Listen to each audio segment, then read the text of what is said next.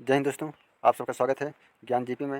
ये हमारा आज का 6वां क्लास है उत्तर प्रदेश पुलिस एग्ज़ाम के लिए। तो आज हम इसमें भारतीय कृषि के बारे में देखेंगे। तो चलिए क्लास को शुरू करते हैं। आप सभी लोग चैनल को शेयर और सब्सक्राइब जरूर करिए। चलिए शुरू करते हैं। भारतीय कृषि यानी कि सबसे पहले हम जानेंगे कृषि विज्ञान क्या है। तो कृषि विज्ञान में भूमि पर फसल एवं उसके उत्पादन से संबंधित क्रमबद्ध ज्ञान को ही हम कृषि विज्ञान कहते हैं। इकोनॉमी यानी कि हम इसमें 3 प्रकार के क्षेत्र पढ़ते हैं, जिसमें एक प्राथमिक क्षेत्र, द्वितीयक क्षेत्र और तृतीयक क्षेत्र होता है। तो कृषि हम इकोनॉमी के अंतर्गत, प्राथमिक क्षेत्र के अंतर्गत रखते हैं। तो चलिए हम कृषि के अब इतिहास के बारे में जानते हैं।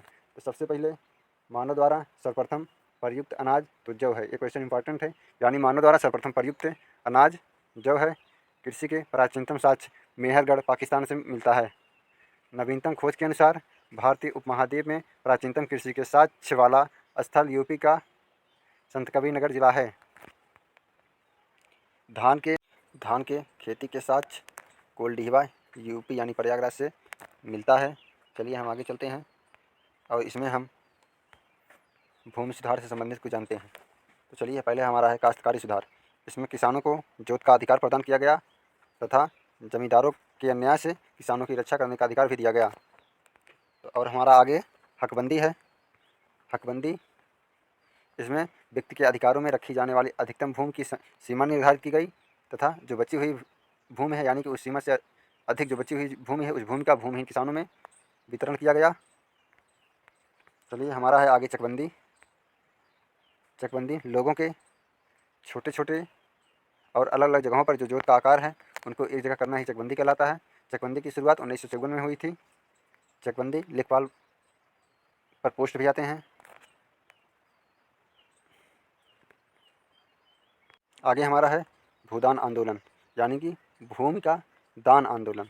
इसके लिए 18 अप्रैल 1951 में विनोबा भावे जी द्वारा इस आंदोलन की शुरुआत की गई थी। विनोबा भावे रमन मैक्सवेल पुरस्कार पाने वाले प्रथम भारतीय थे। 1958 में इनको रमन मैक्सवेल पुरस्कार दिया गया था। तो चलिए हम आगे चलते हैं। कुछ कृषि से संबंधित कुछ संगठन को देखते हैं। जैसे 14 जनवरी 1965 में भारतीय खाद्य निगम की स्थापना हुई थी यानी कि FCI food corporation of India की स्थापना हुई थी। इसका हेडक्वार्टर नई दिल्ली में है। आगे हमारा है 1965 में कृषि कीमत आयोग यानी APC की स्थापना हुई थी। इसका 1985 में नाम कृषि लागत और मूल्य आयोग रखा गया यानी कि CACP commission for agriculture cost and price हुआ। CACP आयोग ही MSP के लिए सिफारिश करता है। यह UP ASI 2017 में क्वेश्चन पूछा जा चुका है। CACP किसान एवं परिवार कल्याण मंत्रालय के अधीन आता है। यह इंपॉर्टेंट है। यानी commission for agriculture cost and price यह किसान एवं परिवार कल्याण मंत्रालय के अधीन कार्य करता है। अब हम देखते हैं MSP वर्तमान में 23 फसलों पर जारी किया जाता है। यह गन्ने पर लागू नहीं होता यानी कि हम कहते हैं कि MSP जो है गन्ने पे लागू नहीं होता। यह इंपॉर्टेंट है। यानी किस फसल पे MSP लागू नहीं होता है तो गन्ने पर। इंपॉर्टेंट क्वेश्चन है, ध्यान रखिए आप लोग। आगे है MSP की प्रणाली को पहली बार 1966-67 में गेहूं पर लागू किया गया था यानी जारी किया गया था। 1966 और 67 के लिए प्रसिद्ध है। हरित क्रांति के लिए भी यह ईयर प्रसिद्ध है।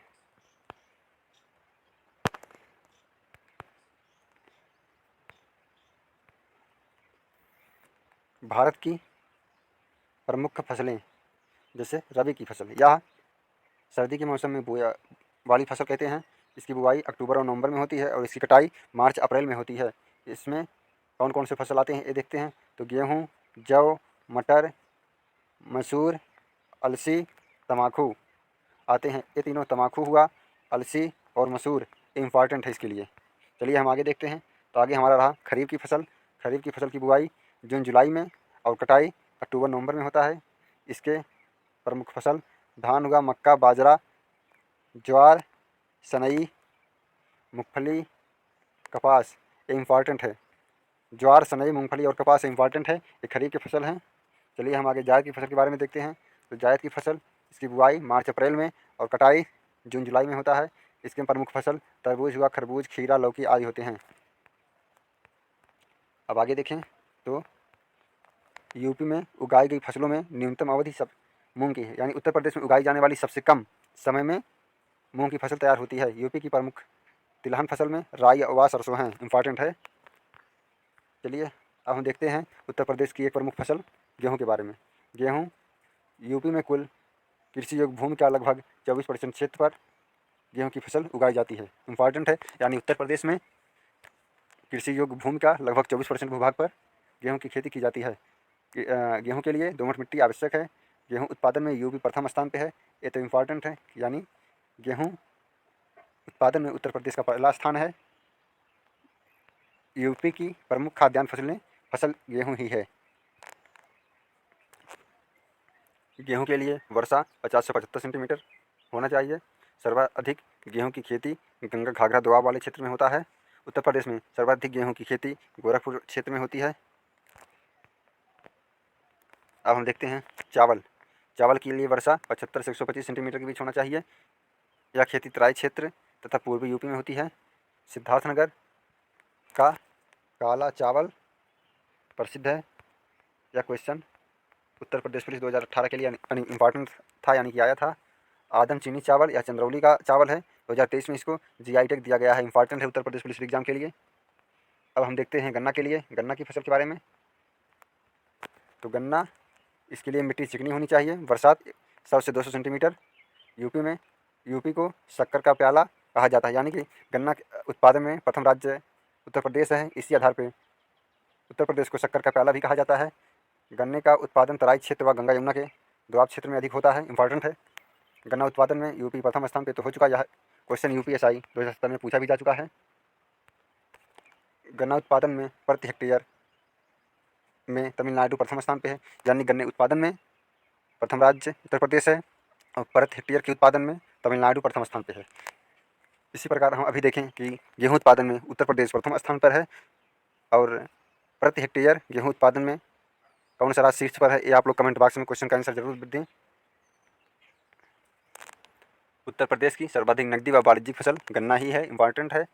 यूपी के सर्वाधिक क्षेत्र पर उगाई जाने वाली दलहन फसल तो चना है, यानी उत्तर प्रदेश में सर्वाधिक क्षेत्र पर उगाई जाने वाली दलहन फसल चना है, इंपॉर्टेंट है क्वेश्चन। तो चलिए अब हम कृषि से संबंधित कुछ महत्वपूर्ण क्रांतियाँ देखते हैं।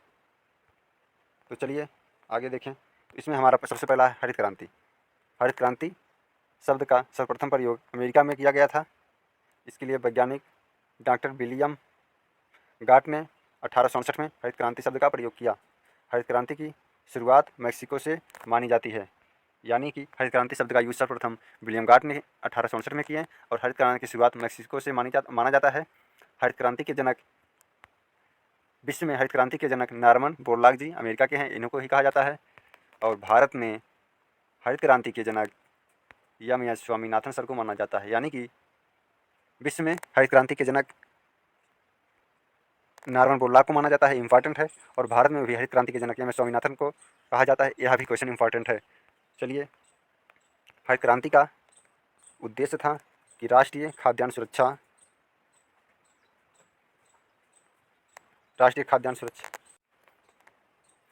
भारत में हरित क्रांति का उद्देश्य था राष्ट्रीय खाद्य की सुरक्षा और राष्ट्रीय खाद्यान्न को अधिक मात्रा में उगाना, ताकि हमारे देश के वासियों के लिए खाद्यान्न की पूर्ति अच्छी तरह से हो सके।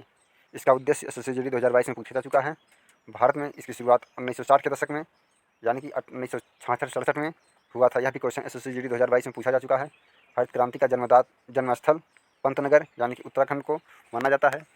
आज का वीडियो हमारा यहीं तक था। हम कृषि को एक और पार्ट यानी सेकंड पार्ट में समाप्त करेंगे। चलिए, आज का क्लास यहीं तक रहा। ठीक है, थैंक यू।